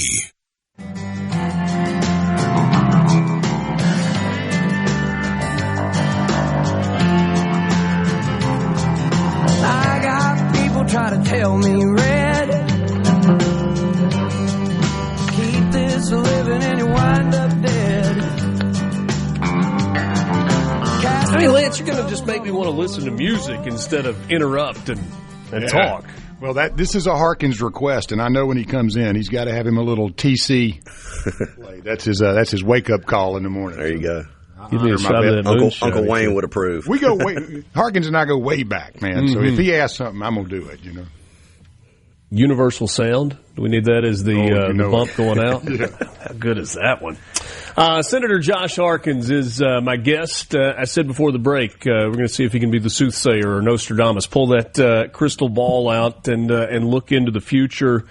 Let's do this in two parts. One, the future of the finances of the state of Mississippi. A lot of bets on economic growth, economic development, increased revenues tied to new business coming into the state, but that is happening while simultaneously we are eliminating incrementally the income tax, and so that's a reduction in revenue. There occasionally is somebody that will come along and we'll talk about reducing spending, which is I don't know, for some people that is a dirty word and a really dirty idea. What's your level of concern with the cost of things going up? And I don't just mean like gas going up. I'm talking about, the cost of Medicaid going up and the amount that's being allocated to education continuing to grow. Can revenues keep pace, or are we going to have to cut some things? Well, I think it's something that you're always vigilant with. You look at what we've been cutting. I mean, in the past, since COVID, you look at the amount of revenues that we've had, and a lot of it is, like we've talked about several times before, is there was so much federal money pumped into our state that it churned in our economy, and we had just record revenues, sales tax, all the things that economy is just roaring. But that money's drying up, and I think you can kind of tell it's plateaued off. And so, but our expenses, the cost of Medicaid, the cost of Child Protective Services, all the expensive agencies that really corrections, these things that we're trying to get our hands around. We're going to have to be vigilant, and I think that the discussion of cutting in some areas, we always need to be looking for the fat and the waste that goes on. But there are just a few budgets that really eat up most of the money that we spend every year in Jackson. So it is a concern, and I think when you're eliminating the one area that has grown from a revenue perspective, you just got to watch and see how your other streams of revenue coming into the state are stable and growing, and that's something we'll be keeping a watch on. Well, and this is something that may sound basic to you and to some who are listening, but there's something I don't think people think about this. When you see $100 million allocation to the UMMC Cancer Center, or money that's going to go to Mississippi State or some of the other schools, or a project that is a one-time allocation, that's different than when you say, hey, we're going to do a teacher pay raise, and you have that recurring expense where that has to become part of the budget going forward. That has to be, yes, that has to become part of the normal expectation of expense that the state incurs. One-time expenses are just that. They're one-time opportunities that you put money in as an investment into, whether it's roads, bridges, water, sewer, any of those expenses. Those are one-time hits to the state, and that comes out of a bucket that's typically called CapEx bucket. But our recurring expenses, that when you do teacher pay raises or you implement a new program, that's expected to be funded every year. And so that's the difference in those type projects when you hear, we spent, $250 million or $300 million on these projects. Those are one-time expenses that are coming out of a bucket that is a one-time source of revenue. Yeah. So we do have to be vigilant about our revenues and watch them. I think we're just a little over about $100 million over expected revenues this year, but we've got a couple more months to go, and we'll see how I guess everything that goes on in the world impacts the economy in the country and our state, and so just being vigilant and watching it and understanding where we are is important. On Friday afternoon, the governor loosely called a special session to be determined on the date. Three weeks after the handing down of the SCOTUS ruling in Louisiana versus Calais. My initial thought was that this was handled quite well by the governor. What was your reaction when you saw this on Friday? Well, I think it was something we expected to happen at some point. I think we thought that case would have been handled by now, and there would have been a decision in it. But once that decision is made, it's we're going to have to come back in and come up with some new districts. But I think it's important to know what the instructions on how you bake the cake are important whenever you're baking a cake. And I think when you're doing redistricting and you're trying to set lines, it's important to know what the qualifications are for setting those districts. And this will hopefully give us some guidance and will indicate where we head from here. Well, and the outcome of that case does not mean you can just draw lines however you want to and split it into the requisite number of districts. There will still be guidelines for that. They just may not be as stringent as it comes to race and population as they have been in the past. Is that accurate? That's my understanding. Okay. In 10 seconds, biggest issue that we'll be talking about prior to next session. I think, budget funding for different things. I think that's boring. It is boring. Sometimes the work we do is boring. Thank you for your time this morning. Appreciate it, Richard. Chairman of the Senate Finance Committee, Senator Josh Harkins. Let's go. Waking up the Magnolia State. Mornings with Richard Cross. That's what it's here for. Super Talk, Mississippi. Little demons ain't the reasons for the bruises on your soul you neglect. You'll never lose your mind as long as your heart always reminds you where you left it. And don't ever let them make you feel like saying what you want is unbecoming. Good to be with you this morning. It is Mornings with Richard Cross on Super Talk, Mississippi. Thanks for joining us. You can be part of the conversation on the C Spire text line, 601-879-4395. Right now at C Spire, new and current customers can get a free phone, watch, and tablet plus 100 gigs of data for just $90. There's more to see. Visit cspire.com today. Alongside Lance Tolbert, I'm Richard Cross. Thanks for making us part of your morning routine. Appreciate Senator Harkins joining us in studio this morning. So Tyler Childers is a standing request from him when he comes in? Definitely, yes. He said, you are going to play White House Road, aren't you? I said, of course, Josh. I know better than... I like it. I certainly like it a bunch. Mornings with Richard Cross is presented by Community Bank. Community Bank, we're here for every part of your financial journey. Looking to manage your personal finances, our banking services make it simple, secure, and tailored to you. Ready to grow your business? We offer expert guidance and custom solutions to help your business thrive. Dreaming of a new home? Our mortgage specialists are here to make the process seamless, all designed with you in mind. We're more than just a bank. We're your partner for life's biggest moments. Community Bank, rooted in our community, member FDIC, equal housing lender. Hey, I have one inside baseball thing for you with Harkins. You might think Harkins is really polished and well-spoken and all that, and he is. But one day you'll have to let him tell you about the 4-foot jack job he had on his little white Toyota short wheelbase truck that he drove for, I don't remember how long. I think it was called the Cloud. And you basically had to climb a ladder to get up in this thing. Oh? And he has 3 sisters who are triplets. So seeing all that packed in that short wheelbase, little old bitty Toyota jacked up truck, it was the biggest, tallest, highest thing you've ever seen. And so regular cab, yeah, not they extended didn't even cab? make them extended cab back then. Yeah, it was a little short, choppy job. And, man, that thing, it was a trip. So, yeah, we good old boys back here in Rankin County. Four-wheel drive, I'm assuming. Oh, of course, yeah. He was just reminding me about my deer camp. You know, he said, man, you know those deer stands your dad would make that are in the top of oak trees about 60 feet up? He goes, I still have bad dreams about those things. I said, yes, sir. Did they not feel secure? Oh, man, my dad would take 2 2x4s up as high as you could go and get 2 or 3 little pieces of wood and put it on there. And there was always a trick to how you would have to get into it. And there was never just straight up. And it's not like a tripod stand back in the day. I mean, it was literally, you know, what you would call a tree stand, you know. And right. Railroad spikes all the way up. You'd get up about halfway, and as that tree would get thicker and thicker as it grew, those railroad spikes would get a little shorter and shorter.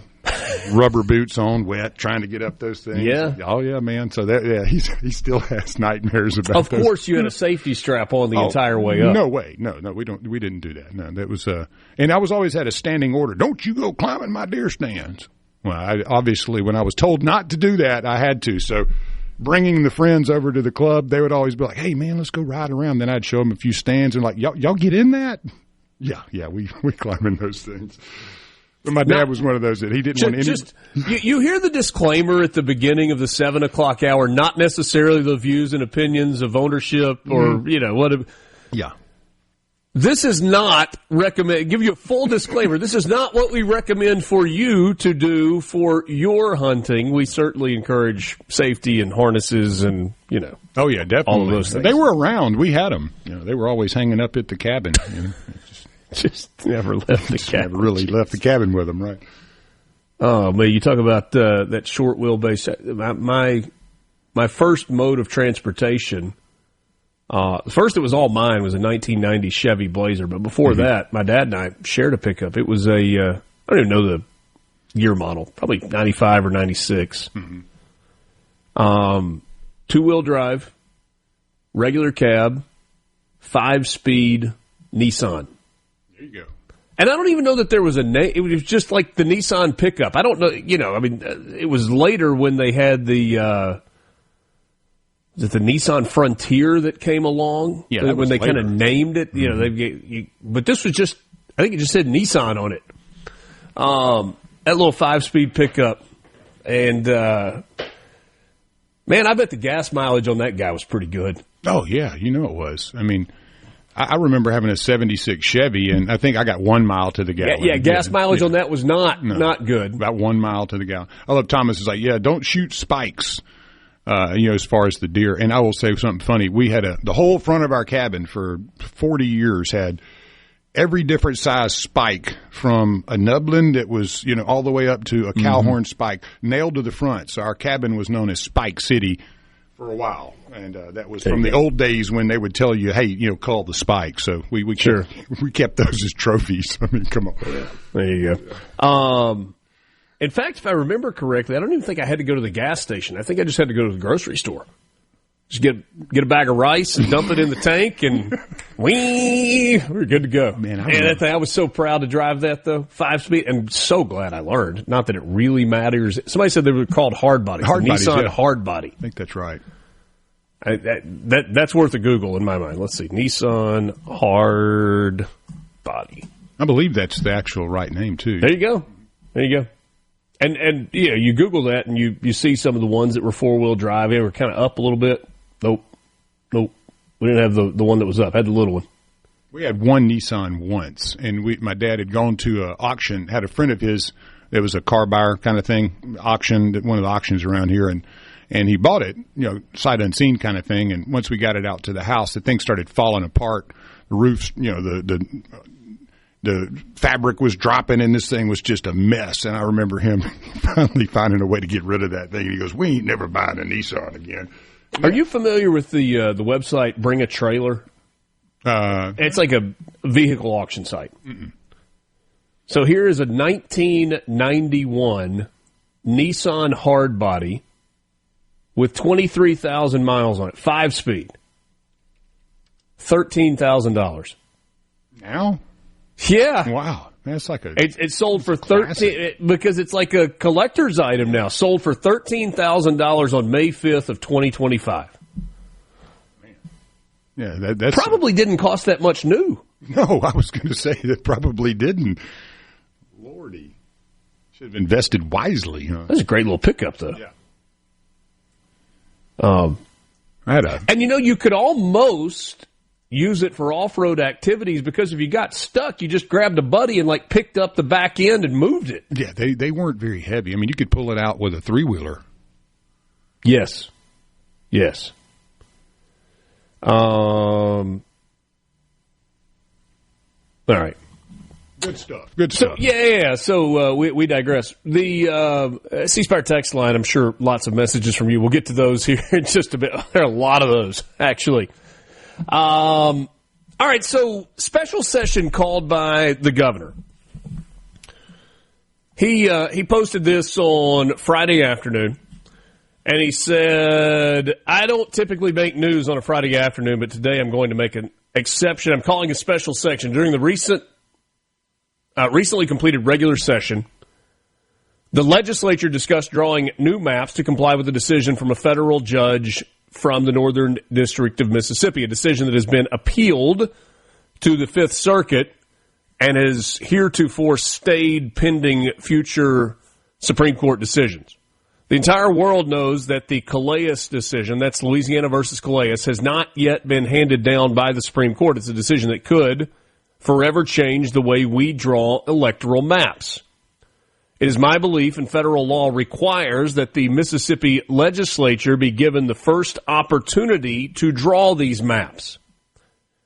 And the fact is, they haven't had a fair opportunity to do that because of the pending Calais decision. For those reasons, I'm using my constitutional authority to give the legislature the opportunity to draw those maps once we know the new rules of the game. It's my sincere hope that in deciding Calais, the Supreme Court will reaffirm the animating principle that all Americans are created equal, and that when the government classifies its citizens on the basis of race, even as a perceived remedy to right or wrong, it engages in the offensive and demeaning assumption that Americans of a particular race, because of their race, think alike and share the same interests and preferences, a concept that is odious to a free people whose institutions are founded upon the doctrine of equality. I posted a response on X. Maybe you saw it, maybe you didn't, on Friday evening. And I gave it an all-caps headline, and it said, "Context is necessary here." What is the context I am referring to? Let's walk through that coming up next. Because if your Twitter algorithm is such that you follow kind of right-wing political types and opinions or influencers, you saw a reaction from a bunch of them that was not actually what the message from the governor was. Back with you right after this. Mornings of Richard Cross, SuperTalk Mississippi, streaming at supertalk.fm and SuperTalk TV. From the Venable Glass Traffic. What's going on? Mornings with Richard Cross. It is what it is. Yes, it is. SuperTalk Mississippi.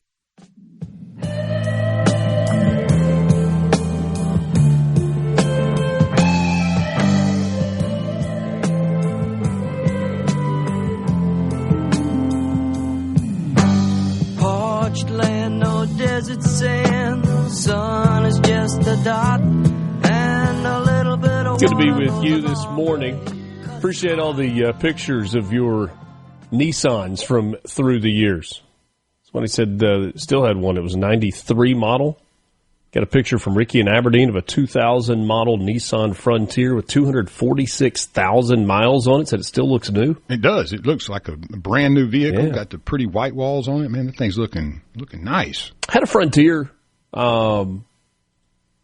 It was probably too hard on that. I was trying to pull a lawnmower trailer with that was bigger, and it was with just like a ball on the bumper, as opposed to actually having a tow hitch on there, and that bumper kind of got turned out a little bit. I was asking it to do more than that it really was capable of doing. But, man, those were fun to drive. Yeah, well, one of ours from the 662 has the picture up for us of his hard-body Nissan with the antique plate on it, and he has the old ball mounted on the bumper like he used to do. Yeah. Back in the good old days. Yeah. When the bumpers were literally, you couldn't destroy them with a nuclear weapon. Yeah, There's got to be a pile of those things somewhere. They were steel. Yeah, they were. Right? It was just a steel bumper. Yeah. I remember my grandfather had I'm going to say it was a 1976 or 77 model Ford. Lance, I think it was an F-100. I think it was the precursor to the F-150. It was two-wheel drive. Wasn't the four-wheel drive version, but it was a two-wheel drive automatic. And it had that steel bumper. And I mean, you're talking steel bumper attached to steel frame, and there wasn't really much need for a tow hitch on that. Draw tie. Like David from Thaxton said, he paid $9,000 for his 87 off the lot, I believe. Brand new. Yeah, and then we had a 96 that he paid $8,900 off the lot, brand new. So yeah, you're right. This the collector's edition costs more than the new one did. Yeah. That's pretty cool, though. I mean, you made a good investment. But yeah, one listener mentions, do you remember the Datsun? Yeah, I remember the Brat. It had the two seats in the back. Yeah, that folded out of the side. Those things were a trip, man. Yeah. Name a vehicle, the Brat. Come on now. All right, so we were talking about the special session called by the governor. I said some context there. Here's what I mean when I'm talking about context as it relates to the reaction that you had to the governor calling the special session. So Tate Reeves puts that out there, and immediately the influencers, social media personalities on the right started responding. Oh, this is great news. Great job by the governor of the state of Mississippi. Scott Pressler, wow, thank you, Governor Reeves, and, lots and lots of the people that just post and post and post and post and post. It's kind of their job. And I agree. Great job, Governor Reeves, on this. I think this is the right approach for Mississippi, but it is not what some people were making it out to be. Because remember, last week, you had the election in Virginia, and Virginia went from likely 6-5 to, from 6-5 in terms of Democrat versus Republican districts, blue versus red districts, to likely 10-1. And so the national reaction was, oh, man, the governor of Mississippi is calling a special session, and Mississippi's going to go from 3-1 to 4-0. We're going to take back a seat. That's not what this is. At least not yet. This specific special session refers to the Supreme Court districts in Mississippi. Because of that federal judge ruling that the governor pointed out, Tate Reeves pointed out, has been appealed to the Fifth Circuit and currently has a stay pending the outcome of the Supreme Court decision in Louisiana versus Calais. These are the Supreme Court voting districts in Mississippi. They are not Mississippi's congressional districts. We have 4 congressional districts, 1, 2, 3, 4. Benny Thompson in 2. Michael Guest in 3. Mike Ezell in 4. Trent Kelly is in 1. Those are the 4 congressional districts. This particular special session is to give the legislature the chance to redraw the Supreme Court voting districts. Here's to me, though, that the special session, the bigger and more interesting thing to me long term is the opportunity that is now presented to the legislature moving forward on 2 fronts. Not in a special session, unless the governor were to choose to expand the scope of the special session, which he is allowed to do. But it brings up the conversation on two fronts in my mind. We just had a redrawing of legislative district lines in Mississippi because of a similar issue that Louisiana is dealing with. The courts said that the percentage, it was a black voting power issue, right? The percentage of black people that lived in specific districts was not high enough, and therefore the districts had to be redrawn. What was the result of that? We had some flips. And we had the Senate in the state of Mississippi lose its supermajority.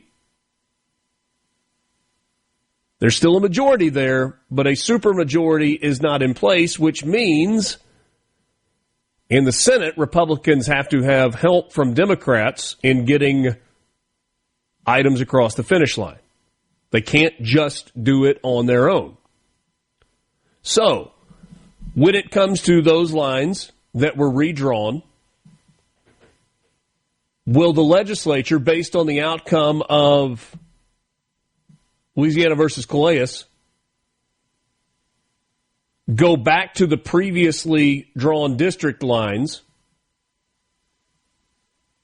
that had them with a supermajority in the Senate, or will they stand pat with the lines that have been recently redrawn? That's number one. Number two, and I don't know what the political appetite is for this, will Mississippi consider redrawing its congressional district lines? Benny Thompson has had a stranglehold on the 2nd Congressional District for 3 decades. The Mississippi Delta has not taken a step forward in 3 decades. In fact, quite the opposite. But that doesn't matter to the voters in the Delta that keep putting Benny Thompson in office overwhelmingly over and over and over and over. It matters to some voters in the Delta, but not enough to make a change. So, will the legislature look at redrawing the congressional district lines? Here's the danger in that. And I have asked a lot of our guests about that. Consultants, analysts, lobbyists, and elected politicians. Hey, what's the appetite for this? And so far, the answer has been, I don't know. Thomas, just simmer down for a second. I'm getting there. I'm getting to your point. Yes, you were thinking along the same lines. There is a scenario where when you redraw the district lines, if you do it carefully, you could get to 4-0, where Mississippi has 4 expected Republican winners for its 4 congressional seats. There are ways to draw that. I've had some people tell me it's actually really easy. I've had some other people go, it's not as easy as people lead you to believe. There is a route, but it's a small eye of the needle through which you've got to thread and get it just right. So, 4-0 is possible. Right now you've got 3-1. 75% of your representation for Mississippi is Republican. 3 of your 4 congressmen line up on the right. Are you content to have 3 out of 4? Are you adamant that you must go after 4-0? But in the chase for 4-0, do you recognize that you open up the possibility of ending up 2-2? That's why I said these lines would have to be very carefully drawn. I mean, you'd have to do a lot of dotting I's and crossing T's. And then what is the criteria that the Supreme Court is going to lay out in Calais in its decision if it sides with Louisiana? Because it's not going to be as simple as just, oh yeah, draw them however you want. There are still going to be requirements. It may just not be as race-based as it is currently. JT Mitchell will join us next. From the Seabrook.com. Mornings with Richard Cross. Wake up. Yes, do it. Wake up. All right. SuperTalk, Mississippi. Wake up.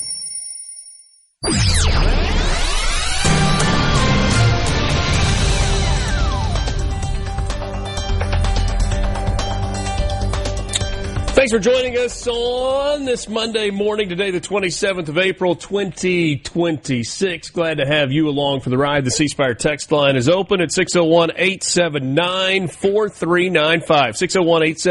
601-879-4395 for you to jump in and be part of the conversation. We always, at this time, visit with JT Mitchell, the news director for the SuperTalk Mississippi news team. Hello, my friend. Richard, what's up, man? How are you? Hope you had a good weekend. Sorry I bothered you on Friday. You're not a bother. Do I look tan?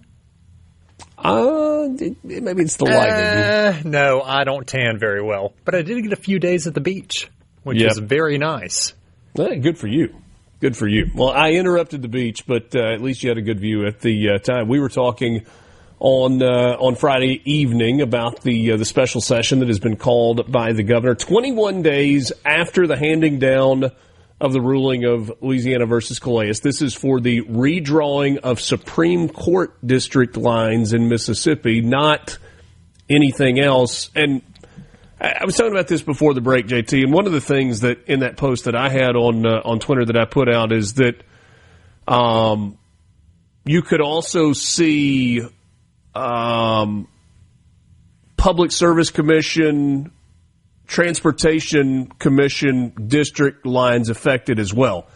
That's actually not true, or I'm told that is not true, that this is a narrow special session called specifically for Supreme Court district lines, that while those are the same districts currently, this redrawing would only be for the Supreme Court, which means we could be in a spot where we have congressional district lines, legislative district lines, Supreme Court district lines, and commissioner district lines. Which is a lot and extremely complicated to some people, and we try to uncomplicate it a little bit. It's interesting what you say about commissioners, because this ruling from Judge Aycock came down in December. Mm-hmm. And I remember you and I were on the phone. I remember where I was, and we were talking about whether lawmakers were actually going to do it, or would they punt and hope for something like this? But Lieutenant Governor Delbert Hosemann, he came out a couple weeks later after Judge Aycock's ruling, and he told us that he believes it will impact public service commissioners and transportation commissioners. So I don't know.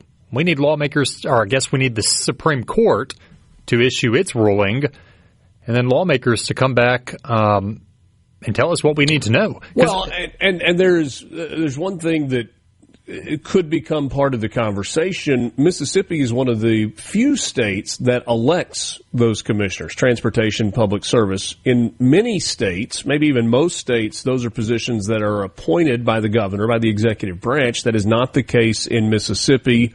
I don't know what the appetite is for that right now in Mississippi. If that's something that is important to the governor, to the lieutenant governor, to the Speaker of House, or something that is just not really an issue right now, and there's no reason to go down that road. Yeah, and in theory, like you're saying, and like you've heard, you could just pigeonhole this to make it just about the Supreme Court, and then keep, I guess, commissioners the same. You know, it can get kind of muddled, but the beauty of it is we live in the technology age. You can literally search your address and find out who represents you when you need to vote. And so whatever happens, you know, it could come off as muddled, but I think it'll be okay. Yeah. What else as we roll into a new week at the end of April? I want to say real quick is you and I were both pretty far off about the special session. I don't think we could have predicted that this would have been the special session. I mean, we were talking about some more hot topic issues a week ago, like if the lawmakers go back, What will they talk about? Yeah. And we, threw around the SNAP penalties. We threw around school choice. We threw around PBM reform. But here we are. But this one, and the governor has a history of doing this, he tends to, throughout 6+ years, not call special sessions unless he believes they are absolutely necessary. We've seen it with economic development. Had to open the door for Amazon and others. He thought that was absolutely necessary. I think the same is here. So this plays true to what the governor has done. And if I remember correctly, there was a reminder from the governor not too terribly long ago that he has not called policy special sessions. Never. He has not. His only special sessions have been about economic development and the budget, which a year ago had to happen. It didn't happen. I was going to say it constitutionally had to happen. We're correct. The economic development doesn't, but that's not necessarily policy when you think of policy. When you think of policy, you're talking about taxes. You're talking about education. He has not done that. He's definitely publicly mowed it, as politicians often like to do, but he hasn't done it. I'll go back to the phrase I just said. He only calls it so far if he believes it is absolutely necessary. So this one will be 21 days after that ruling. I know you guys have gone on about this a good bit this morning. Not sure when that will happen. The next decision or opinion day for SCOTUS is when is this week? Wednesday. Yeah, 29th. So could happen then. Maybe the governor has heard something we haven't. Or we're hearing that it will happen sometime by the end of the summer. Yeah. You had this assassination attempt at the White House Correspondents Association dinner on Saturday night. Obviously, that grabbed the news headlines over the weekend. We've heard from a number of elected officials in Mississippi, and the sentiment seems to be pretty similar across the board. It does. These assassination attempts, I don't know if the news is just a heavier presence, but it seems like they're more and more often and they're more and more brazen. This shooting, of course, you guys have talked about it throughout the morning. But as a Mississippi-based publication, yes, we ran the national storyline, what happened, because this is your president, like him or not, this is your president. We're going to cover an assassination attempt. Doesn't matter who's in office. But we also have to take that story and find, a local angle. What are your local leaders talking about? And their reaction, especially on the Republican side, has been pretty much the same thing, just different words, right? Prayers for President Trump, First Lady Melania. Thankful for safety. Thankful for safety, etc. And for the role that law enforcement played in keeping everyone safe. Correct. And so we've seen statements from the governor, from the lieutenant governor, state auditor, ag commissioner, all the way down. Interestingly enough, and I don't think there's any intent with this, I just, as part of my job, I track social media because we live in the digital age. Have not received statements yet from most of the delegation members. Yeah. Don't know if there's rhyme and reason to that. Probably not. I just find that interesting. But either way, an assassination attempt is never good, no matter, I guess, in our country's sake, no matter who it is. Well, and so many questions that we have in the aftermath of this, many of those revolving around security concerns, the way the president and the cabinet are protected, and what those protocols look like. So I think that may be part of the narrative or the conversation in the days and weeks to come. Is the Secret Service doing enough? Have they gotten their ducks in a row? Obviously, we have already seen the White House ballroom, which is expected to be one of the most safe and secure facilities for gathering in the United States. People saying, hey, here's another reason why you need to get this done. That perhaps that is political convenience, but, nevertheless. Yeah. Would the White House Correspondents Association be allowed to have their dinner in the White House ballroom? It depends on the president, I believe.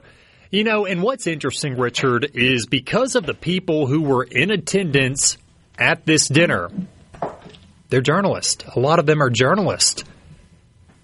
I feel like the coverage of this has a lot of different angles, a lot of different than insight. Butler, huh? It's a little bit different. Because when Wolf Blitzer's uncomfortable, now it's a story. Exactly. And for example, I've read the Wash Pose coverage. They said they had the worst seat in the house for the dinner itself, but the best seat in the house for covering what played out.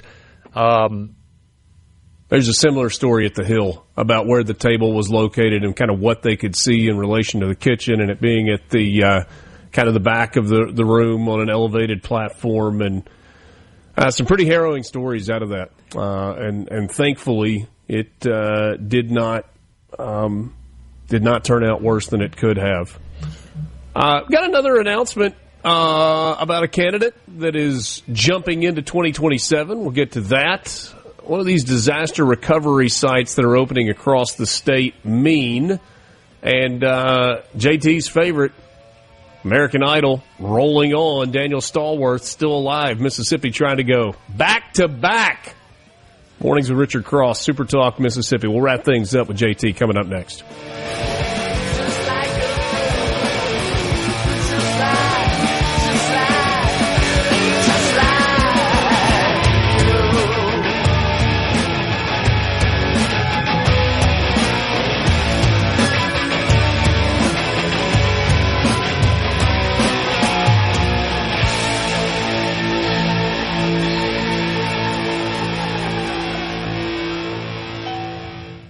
From the Venable Glass At home or at work, it's always free to listen to SuperTalk Mississippi and Mornings with Richard Cross.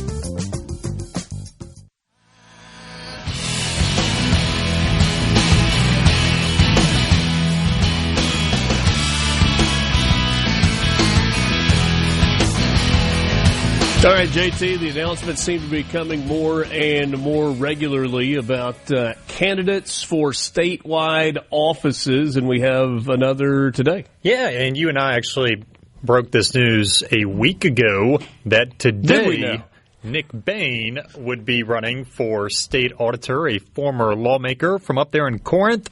He will be on the steps of City Hall at 9 a.m., so you got 7 minutes to get there. If you live outside of Corinth, I'm sorry, you won't make it. But these airwaves have got you covered. Nick Bain will be on with Middays with Gerard Gibbert at 11:05 a.m. to discuss his candidacy, which is one of many that we've seen of late. Yeah, and going to continue to be the case. Hey, real quick. Are there any... Go ahead. I'm probably asking you for opinion here, but whatever. Are there any statewide offices where we think an incumbent is going to stay in that spot? Insurance commissioner. Insurance? Probably treasurer. Maybe. McRae? That's safe. Governor, obviously not. LG, not. AG, not. Auditor, not. Insurance commissioner. State, no. Well, no, he's already announced he's running for LG.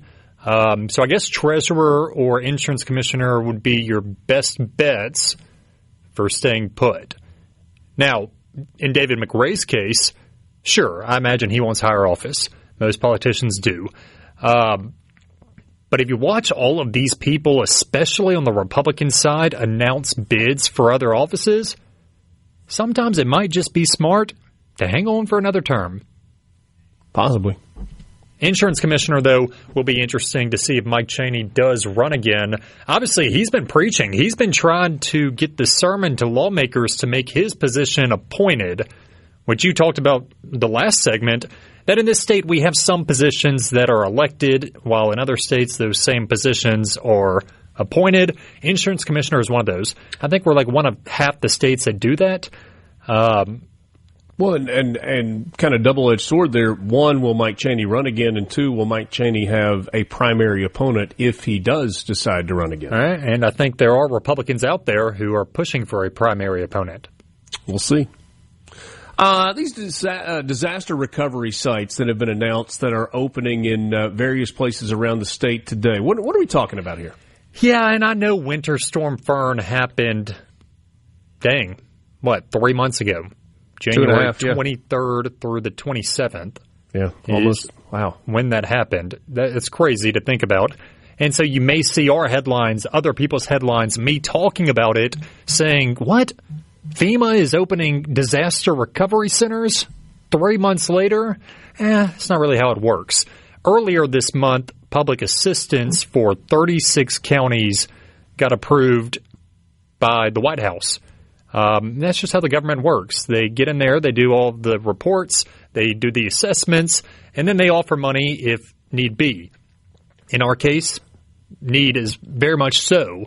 And so individuals and businesses, business owners can apply for money from FEMA, whether that is to just get a grant or whether that is a short-term loan to cover uninsured property losses or whatever the program is. Now, I'm fortunate, Richard. I have never had to apply for FEMA relief. I'm very lucky, but there's a lot of people out there who this may be their first go-round doing that. And as it goes with the government, I feel like you can get in the application portal or call somebody, and it may get confusing. Questions may arise rather quickly. So what these disaster recovery centers and disaster assistance sites are pretty much just people on site from the government helping you get your application done, helping those questions get answered, and getting it in. That's right, because the deadline is June 10th. Okay. And so there's plenty of counties with these sites open. Go to supertalk.fm for the full list. And if you were impacted and need relief, make sure you apply. There you go. Daniel Stallworth trying to be top 5 at AI, American Idol. Yeah. That's right. That's right. Is he going to get there? I think so. I hope so. But he needs the people out there listening. You can vote. The people. Come on, rise up. Help Daniel Stallworth from Moss Point, Mississippi, make it to the top 5 of American Idol. He will be on tonight at 7 p.m. Central, ABC. And really, I'm going to be opinionated here for a minute. I don't care if you watch. I really don't. But I care if you vote. AmericanIdol.com/vote. You can text in for Daniel Stallworth, Facebook, Instagram, TikTok. That's 5 different ways to vote. 50 votes a pop. Download a VPN. I don't care. Get the votes out for Daniel Stallworth. Send him to the top 5. Ryan Seacrest still hosts American Idol? He is still the host, and he still looks the same. Is American Idol. He hasn't changed one bit. Earns an estimated $60 to $75 million per year. Whew. That cat works, though. He does. Wheel of Fortune. Well, yeah, $28 million a year for that. I would leave you all my friends at SuperTalk for the host job at Wheel of Fortune. I think you should apply when Seacrest decides to go into his next journey. Thanks. But I don't want to lose you here, but you'd be great at Wheel of Fortune, Richard. Maybe Lance could be Vanna. Lance, are there any E's? No, we're out. Have a great Monday. Adios. A SuperTalk Mississippi media production.